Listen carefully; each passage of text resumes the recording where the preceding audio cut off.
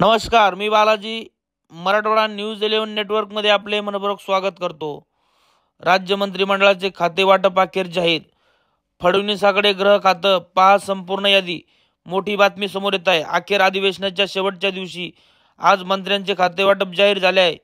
मुख्यमंत्री देवेंद्र फडणवीस यांच्याकडे गृह मंत्रालय असणार आहे, तर अजित पवार अर्थ खाते, एकनाथ शिंदे नगर विकास गृहनिर्माण, चंद्रशेखर बावनकुळे महसूल, हसन मुश्रीफ वैद्यकीय शिक्षण, चंद्रकांत पाटील उच्च तंत्र शिक्षण, गणेश नाईक वनमंत्री, राधाकृष्ण विखे पाटील जलसंपदा, पंकजा मुंडे पर्यावरण, उदय सामंत उद्योग, गुलाबराव पाटील पाणी पुरवठा, दादा भुसे शालेय शिक्षण, धनंजय मुंडे अन्न व नागरी पुरवठा, मंगल प्रभात लोढा कौशल्य विकास, Jaykumar Rawal marketing protocol, Atul Save OBC, Ashok Uike आदिवासी, आशिष शेलार माहिती तंत्रज्ञान सांस्कृतिक, दत्तात्रय भरणे क्रीडा, आदिती तटकरे महिला व बालविकास कल्याण. राज्यात महायुतीला स्पष्ट बहुमत मिळालं. त्यानंतर 5 डिसेंबर रोजी नव्या मंत्र्यांचा शपथविधी पार पडला.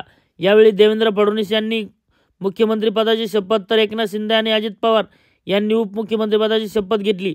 मात्र शपथविधीनंतर देखील मंत्रिमंडळाचा विस्तार रखडला होता. त्यामुळे राजकीय वर्तुळात चर्चेला उधाण आलं.